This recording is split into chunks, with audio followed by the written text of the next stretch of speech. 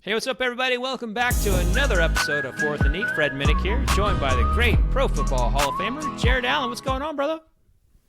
You know what's going on? A lot, Fred. I'm running all over the place because I miscalculated my time. You know, you're living on East Coast time. I'm in Central time, but I decided to make, East Coast time.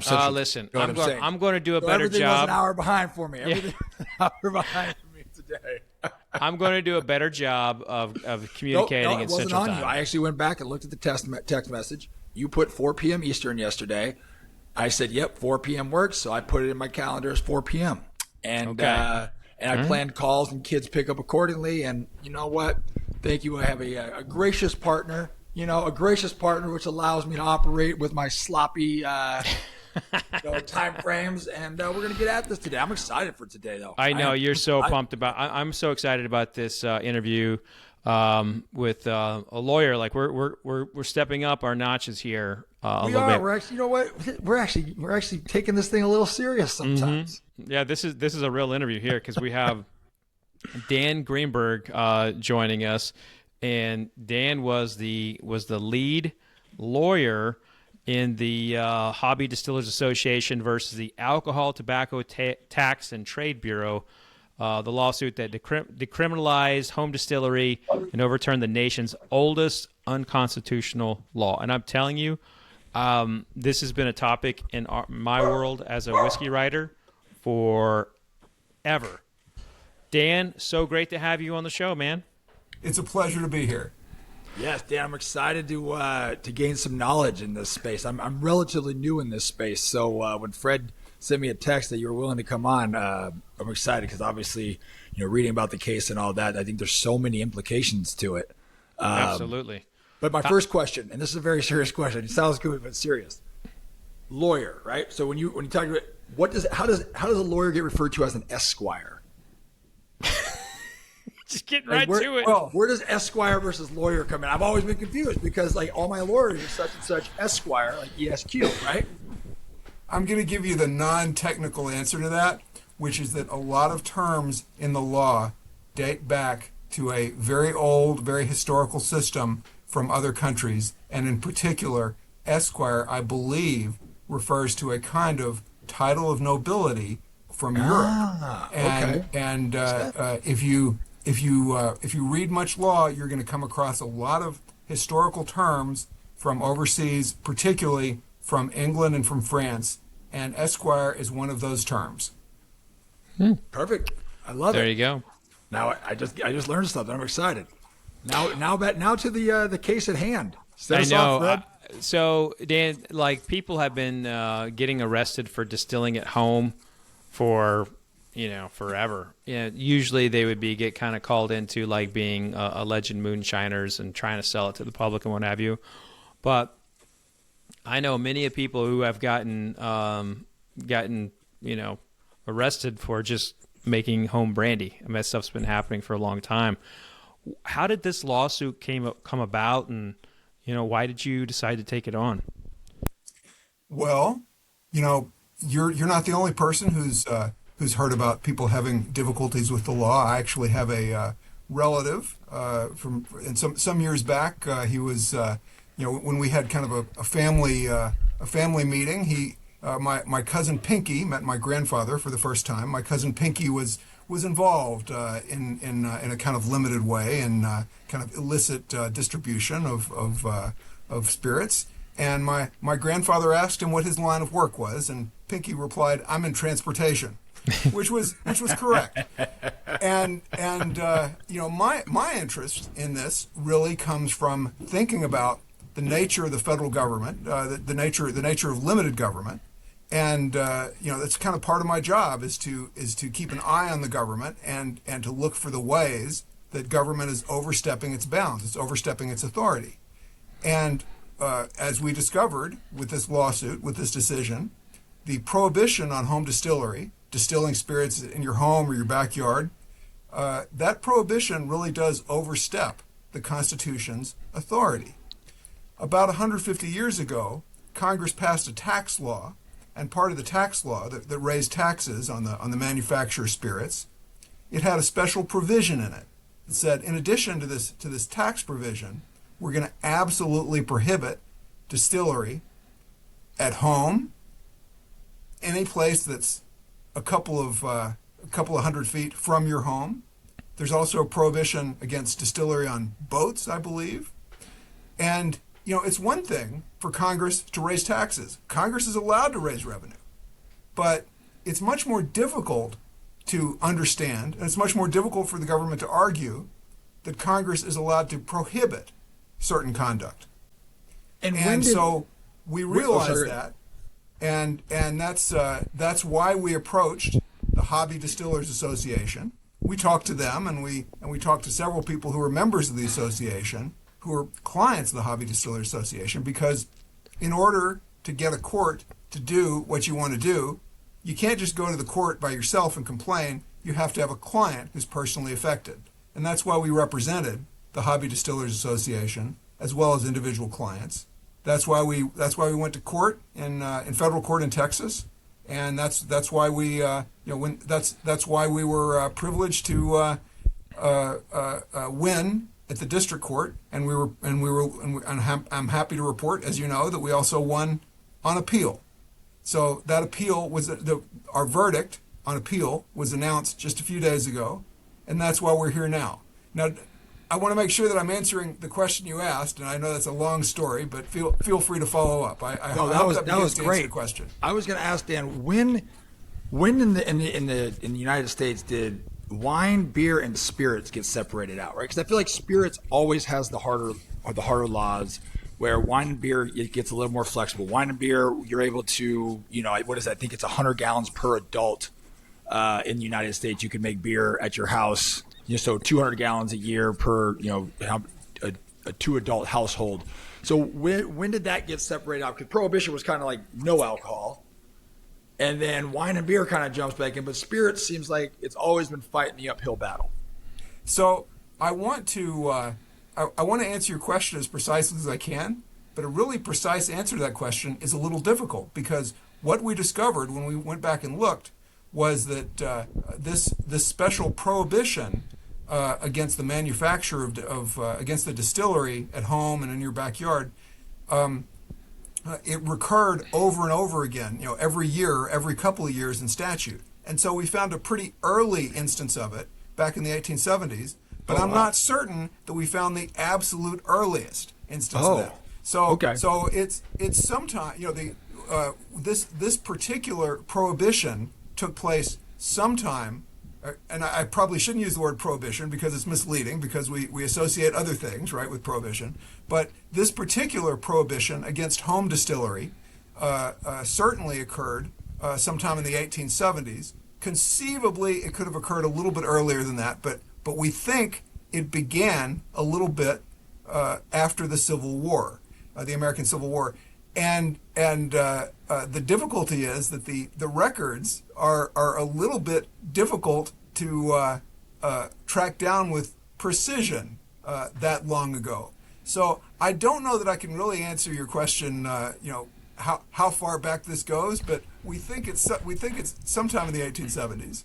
So one of the things that I will say as a researcher and having researched multiple books, like there's so many questions that those old laws and old lawsuits, they just raise more questions when you get into them, Jared. Like it's like, you can never fully understand or comprehend what they were thinking at the time, and dates are. I have found people that were born on 7 different dates. And these are prominent. Like Elijah Craig, did he even exist? Who knows? Yeah, exactly. Things like that. Well, and I think if I remember, history correctly, like it originally started underneath the guise of safety, right? Because you had rot gut. People were coloring whiskey with tobacco. I mean, so there was like this safety element because people were having literally reactions to just really poor quality booze. But at what point, obviously, the government overstepped, right? Clearly, because you guys won, you won an appeal. Yeah. But I've always wondered why the spirits world has such a harder time than beer and wine, for example. Even the 3-tier system. So I'm wondering if this is going to have an effect on the 3-tier system now to allow states to have a little different distribution laws and stuff like that, a little more flexibility. So I'm curious. I feel like this might have unlocked Pandora's box, and more people are going to come forth and start trying to, put an end to some of these old laws that have really hindered hindered the distributors, hindered the makers, hindered the businesses trying to provide for the consumers. And I look at this now as like the direct to consumer laws, right? Like certain states you have to operate underneath a federal license, but then each state you have to register, and each state has different compliances. Each state has different this. Certain states you can get something to, and it's like it's 2026. You would think you should be, with Amazon, you should be able to get anything to your doorstep just about now. So I'm curious to see, what rabbit holes, other people go down with this and what boxes open. So, I think it's a cool deal. And for someone like you to be sitting there taking on a law that's 150 years old and finally getting it overturned is pretty cool. Well, thank you. You actually asked a very interesting question, a question that was kind of at the core of our case, because the motivation of why this law was passed is really it's really fairly important, because that really kind of controls the judge's decision. And let me explain what I mean. Federal government and state governments have very different powers, and more precisely, state governments have the general authority to pass laws that advance the health and safety and welfare of the people. That's not true for the federal government. The federal government has limited, what are called enumerated, listed powers. The federal government isn't allowed. The federal government has no, as is said in law, the federal government has no general police power, which means the federal government doesn't actually have the power to pass laws for health, safety, and welfare. It has to pass laws on a different basis. For instance, it certainly has the tax power, and it certainly is able to regulate certain kinds of interstate commerce. I'm sure that you've heard that phrase before, and that that's a whole different barrel of monkeys. But there's actually there's a fight in the ag world over beef on interstate commerce right now. Yep. Right, but so especially at the appellate level, there was a lot of consideration by the judge, and we in the government took very different positions on this. A lot of discussion of what the tax power allows Congress to do, because I think it's pretty clear that there's no way for the federal government to regulate things because it wants to advance a health and safety agenda. But the federal government does have the tax power. Congress has the tax power. And so the government said, look, this is all part of the exercise of the tax power. The reason that we have this prohibition against home distillery and backyard distillery is because we have to be able to exercise the tax power. We have to be able to collect revenue in an efficient way. We have to make sure that people aren't evading revenue, and that's why we have this prohibition. Now, that argument, in my view, and in the court's view, doesn't make a lot of sense once you examine it carefully. The reason it doesn't make a lot of sense is that when you prohibit distillery, well, there are several reasons it doesn't make a lot of sense. I think the chief reason is that once you prohibit distillery, you're not protecting the revenue, you're lowering the revenue. If you have backyard distillery and people are paying taxes, you're getting more revenue. And so the government has this fallback position where they say, well, look, what you have to do is you have to make sure that we have a system where we can collect taxes on the distillation of spirits from the home or from the backyard. And there's just no way to do that, they say, because it would be just really easy for people to hide things in their home or hide things in the backyard.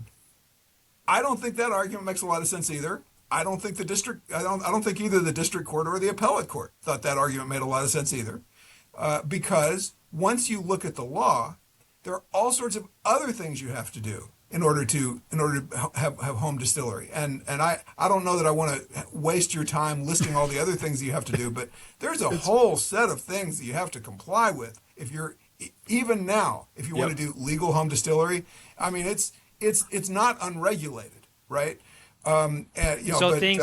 Things like the right size of a pressure valve and the right type of metal, are there rules like that in place to kind of prevent like potential explosions or what have Well, you. now careful, because those sound like health and safety justifications, and so those would be problematic. The rules that are in place now have to do with guaranteed access by the revenuers, by the government, to the place of distillation. And so, for instance, you have to have keys available to the government. You have to make sure that the federal government can run in and do sneak inspections anytime it wants to.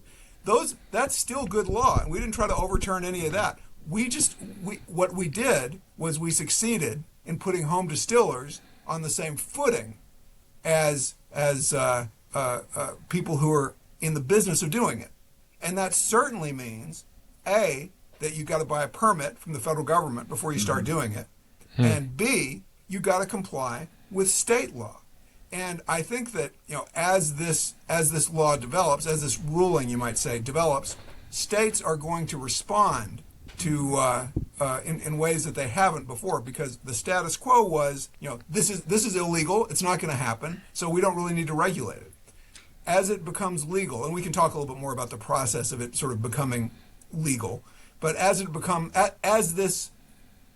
the door can be opened to home distillery, I think that states are going to respond by passing their own sets of regulations. And of course, states already do have various systems of regulation where I'm quite certain that some states already regulate this practice, the practice of distillery generally, and I'm sure that we will see more of that as the home distillery business comes into development. So is there anything in this ruling that distinguishes the difference between distilling for retail and distilling for self-consumption? Right? Like, again, I think like I look at it with the beer and wine. Like, you can 100 gallons per adult per household can be for self-consumption, right? So does it regulate that? Because if my understanding is correct, with the distillery rules, there is no difference between distilling for retail, distilling for sale, distilling for self-consumption. It falls underneath, or it was falling underneath the same guidelines and the same rules and the same penalties of law, hence the argument of tax collection. But I look at it back to like tobacco days too. Tobacco is a natural growing plant. If I want to grow tobacco in my backyard and roll my own cigarettes, I mean, how can they come after me? So I'm curious, if you're growing your own corn, and you're doing that kind of stuff in your own backyard, and you're making your own mash, and it's for self-consumption, does this law protect, or does this turning over of this law protect against the authorities coming after that? So I think the answer to your question is there essentially, I think your question is essentially, does this law create or enhance or advance a distinction between Correct. distillery for home consumption and distillery for marketing it out to our friends and neighbors and to consumers? And I think that the answer is no. But there are certainly many other things in the law that distinguish between home consumption of various things and sending it out to consumers and putting it in the market. Just because there is more or less in the law always a distinction between doing something by yourself and on the one hand and sending it to other people. Yep. So there is one element of that I really think needs to be emphasized here, because I really want to make the nature of what happened legally very clear. What happened in this case ultimately was that there is an injunction against the enforcement of this law against the parties who are involved. So what that means is that the parties who are involved is the Hobby Distillers Association, a membership organization in which you can join, and I think anytime you want to, and 3 or 4 other people. Those are the only people who are directly affected by this ruling.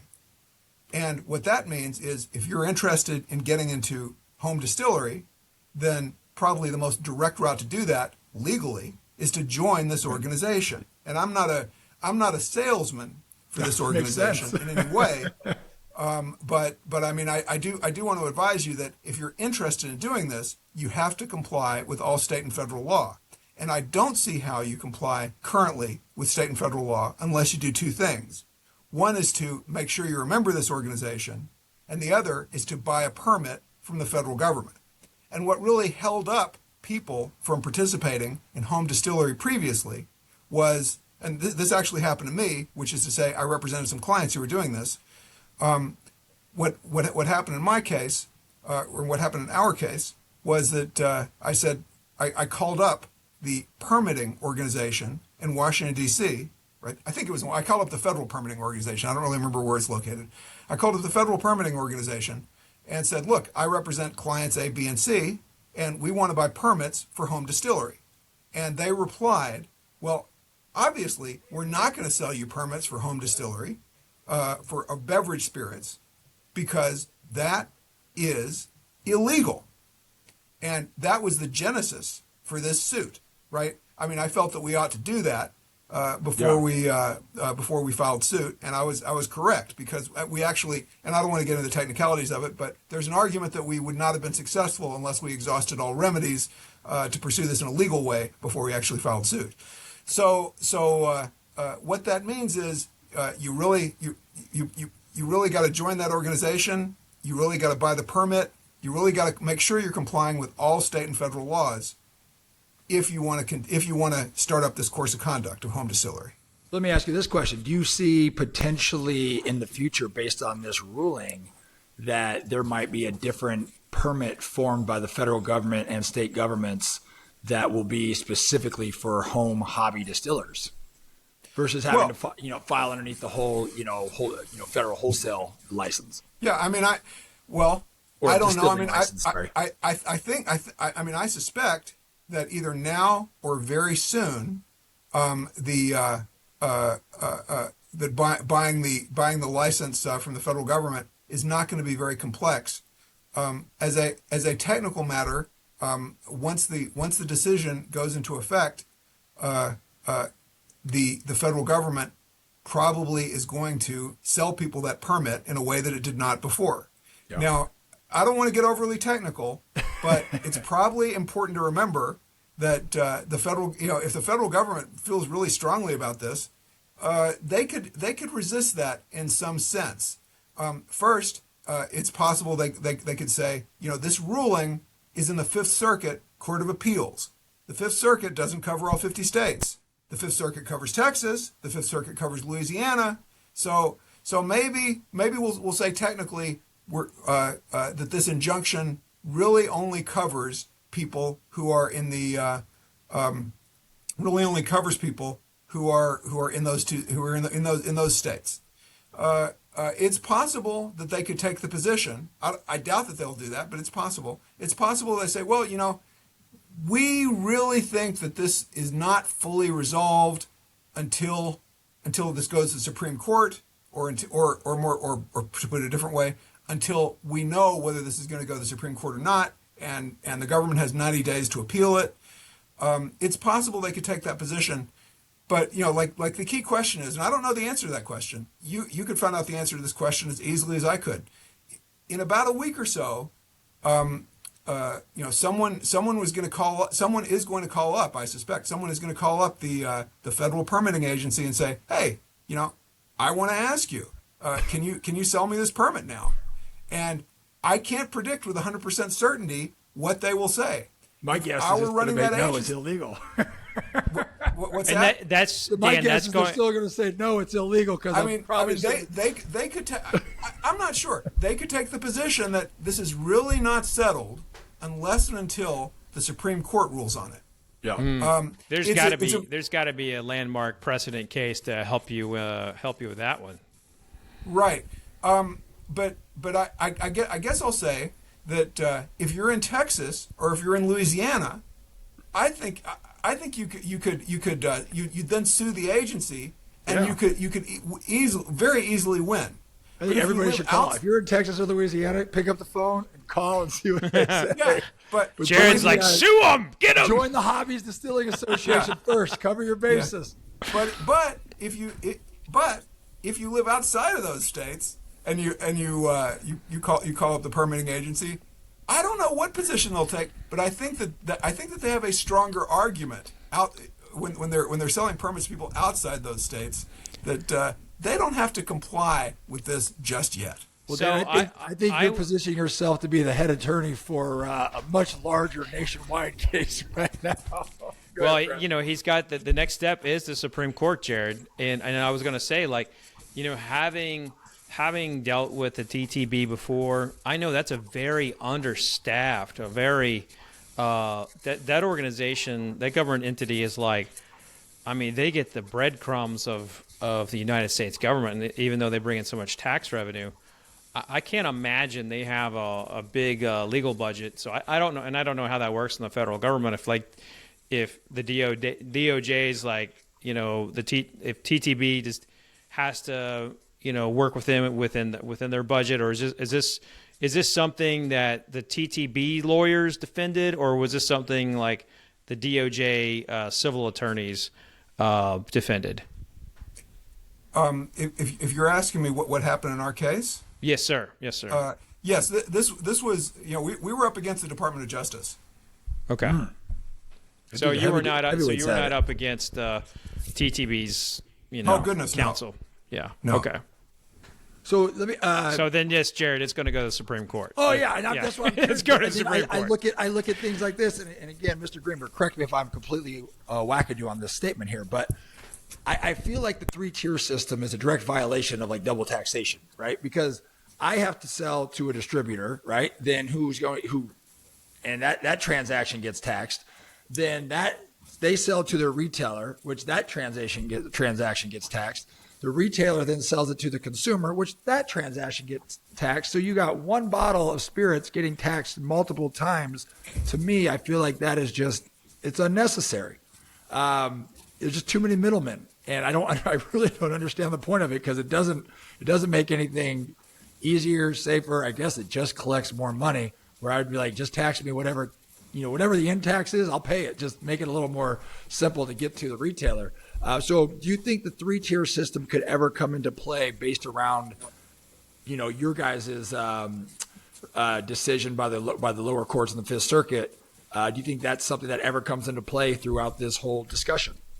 I'm not sure. I'm not sure that it's really implicated, because our case really has to do with improper actions of the federal government. And what you're talking about is essentially making an argument that that state governments have some sort of improper system of taxation.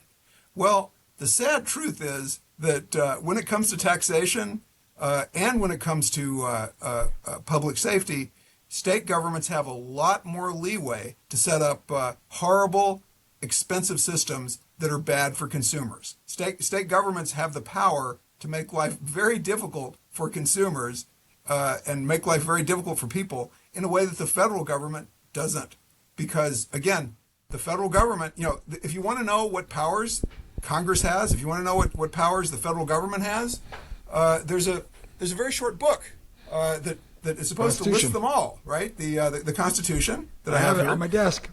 Yeah, and if you want to know what powers state governments have, gosh, it's a much longer list. They have sovereignty to do things in ways that the federal government just doesn't have. And so I don't think it's true that you're going to be very lucky in constitutional type challenges against the 3-tier system. I just feel because it feels like the federal, because you apply for your federal wholesale, right, and then you have to obviously register in every state, as you know, but it just always feels like those two collude, right? Like it's this whole system comes together, and it's like you're just constantly trying to weave this web of understanding, and you're trying to comply with everything, and then the 11th hour they're like, oh, by the way, there's another compliance thing you got to say, and it's usually just the fact that you got to pay more money somewhere.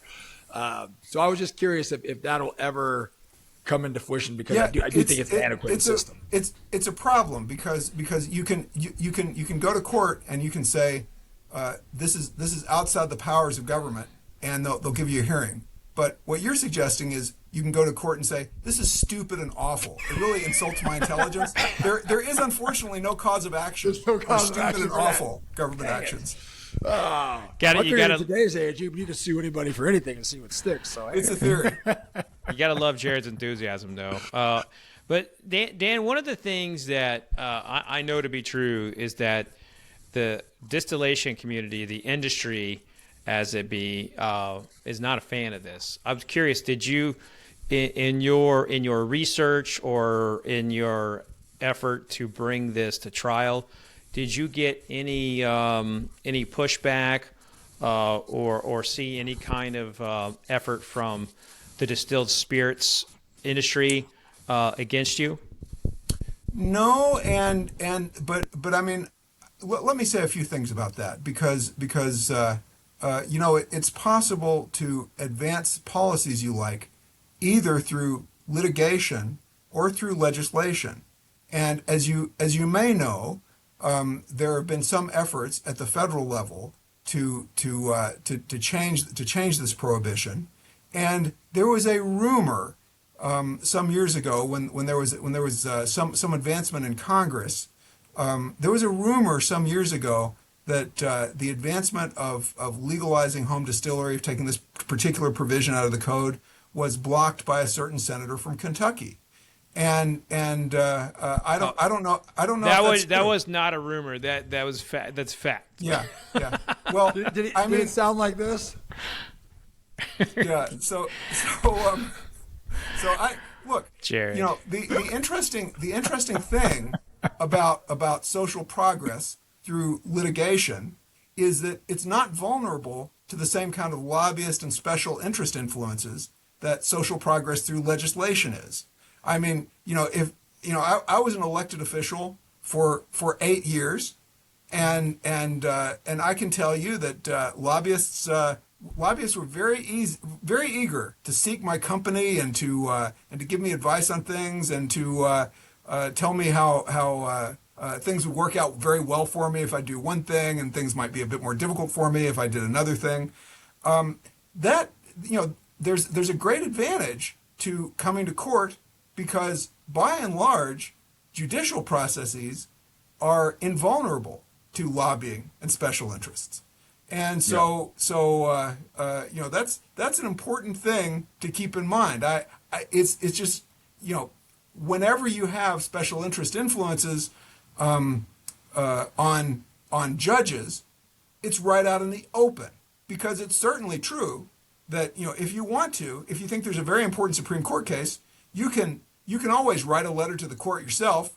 If you follow the formalities, there's a pretty strong possibility the judge will read it. It's called an amicus brief, and it's called a friend of the court brief, and that sort of thing happens out in the open. It's often the case that when people have opinions about how a certain case should go, it's often true that they will write what's called an amicus brief, or even better, have a lawyer write an amicus brief for them, and translate the arguments into law so that the judge will appreciate them.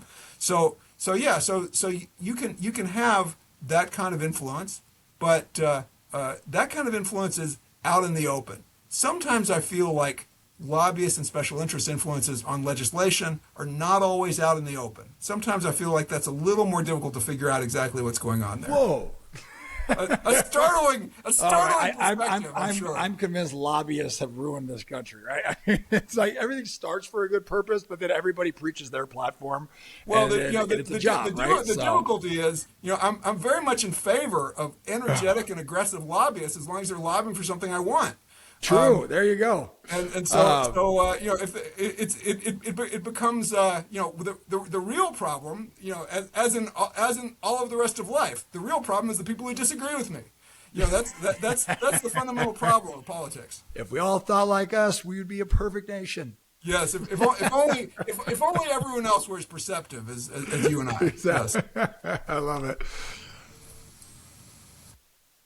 Oh, Fred, your mic went out, Fred.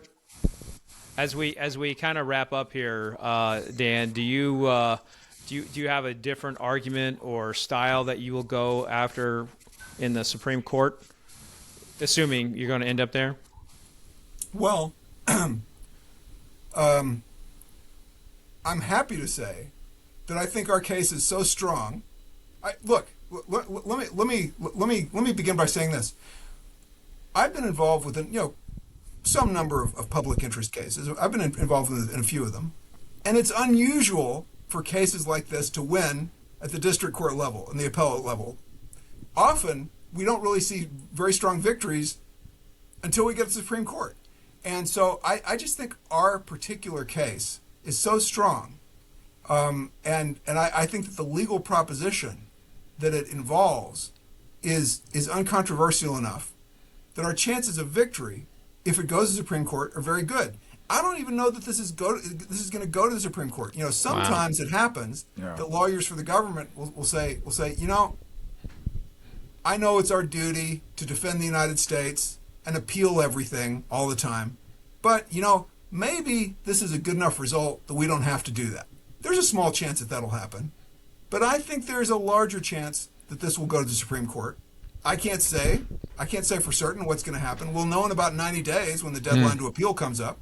But when it goes to the Supreme Court, have you argued before the Supreme Court before? Okay, so the Supreme Court, shoot, no, man. I mean, the number of arguments I've personally made. I've written a lot of briefs, but the number of arguments I've personally made is pretty small. We had an excellent appellate attorney who handled this at the Court of Appeals level. I appeared personally at the district court, and Andrew Grossman, his name is Andrew Grossman. He's an ace appellate advocate, and his skills at oral argument are much stronger than mine. And I think it's highly likely that this will go to the Supreme Court. I think it's highly likely that he will make the arguments, and that I will sit at the table next to him and I will be cheering him on. But we will make more or less. Gotta have a good support group. Absolutely. Yes. We will make the more or less the same. I mean, I'll help writing the brief just as I've done in the past, but we will make more or less the same arguments we've made before, and I think that the Supreme Court is very, very likely to be convinced of the strength of our arguments, just as the district court were and the appellate, just as the district court was and the appellate court was. Well, thank you so much for coming on. Going to put you back in that green room for a second. Just hang out there real tight. Can I say one more thing? You got it. If any of your listeners are interested in doing this, please take adequate measures to make sure that you're complying with all state and federal laws. Because this decision is not an invitation to anarchy.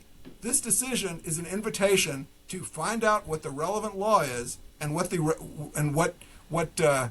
penalties and punishments and requirements still exist. We've managed to get struck down some set of penalties and punishments. Please do not assume that we now live in a world of anarchy where you're allowed to do anything you want in your backyard or your home. Please make sure you follow all state and federal law before you embark in this. And I realize you're mostly talking to Jared. I understand that. So I know that was very specific I already have for Jared. my license, and I can't. You know what I mean? I already got Not my for your one tier. backyard. I've only got my one tier. I can't do another one. I guess I'll say one more thing tier. that amuses me. I mean, it's interesting, and you probably know this. You can buy this permit already, as long as you do so. I mean, you could have bought this permit last year, as long as you do so with the intention to manufacture, say, fuel alcohol that you use for heating or something like that. It's exactly the same chemical process. Yep. And it's an interesting question as to kind of how this works and how this worked in the past in practice, because I don't know how many people got this permit and told the government that, oh yeah, sure, all I want to use this for is manufacturing heating oil. I don't know how many people did that, but just again, the bottom line is make sure you're following all state and federal law if you're going to embark on an endeavor of this type. And be friends with your neighbors. Yes. Very much so. Well, Dan, thank you so much. This was much. enlightening. I'm excited. I think a pioneer case like this, I think, opens the door for so many challenges to antiquated laws and better ways of operation for several things. So I always applaud people that spearhead things and go out and set precedent. So good job to you. Well, I applaud the two of you for the entertaining way that you explore one of the most wonderful things in life, which is craft beverages, and I hope that the three of us have many long years that this decision will allow us to explore great new artistic forms of development in the distilled spirits world. I love it. I'm gonna get Dan a bottle of Full Ride. We're gonna have a sip and talk about just legal jargon. I look forward to it. I love it. Cheers, Dan. Thanks for coming on. Hang out in the green room and enjoy the candies we have back there. Boy, the food here stinks. I don't know what you guys are doing. You really need to step up your game. You got it, man. We'll be right back. Virtual burritos never work. Oh man, that was awesome. I gotta go. I gotta take a budding superstar to wrestling practice here. Yeah, So I gotta get dinner ready for volleyball practice. So man, we're just a couple of dads. Out here talking about landmark decisions made by the appellate court. So Man, I think it's so cool. I think I love the distinction on how the law operates, right? Like it's so finite. Like you said, this is about overstepping the boundaries of prohibiting a certain sector, right? Mm-hmm. But wow, so much. I think there's going to be so much to gain and knowledge-wise on this, and it could shake up a lot of things. And like you said, I'm curious how the big dogs in the distilling world are going to. No, they don't like it. They don't like it, but Are it's gonna also respond. like there's so much other stuff happening to them right now. Like this is going to be low on the tier list. Like they can't fight everything. They're getting killed with tariffs. Younger people not drinking as much. So And just so we all are aware, I was doing the Mitch McConnell freeze. Yeah. Yes. Oh, we all knew. I knew. Okay. I just wanted to explain that. Okay. Yeah, I remember when that went down. It's like, and I say this as a conservative. When you lose the ability to speak publicly, it's time for you to get out of office. but they don't want that to happen because the governor will appoint the next senator. But that means they don't have the best interest of the people at heart. That's my point. That's my rule. Yeah, I think the party's lost interest in the people probably around 1820. Yeah. Well, Fred, I also have another rule with my family. Like the day that the world does not supply enough oxygen for me, and I got to be strapped to an oxygen tank, is the day y'all can just roll me out to pasture and just let the good Lord do what the good Lord does. So if you cannot complete a sentence without freezing, that should be that's the base level of being able to stay as a public servant to this country. All right, man. Well, that's going to do it for this week's show. With all due love and respect for all those who are mad at me now. All due respect for all those on oxygen. But that's going to do it for this week's episode. Be sure to like and subscribe, tell a friend, and become a hobby distiller. And in Texas and Louisiana. Especially. If not, get your lawyer. Cheers.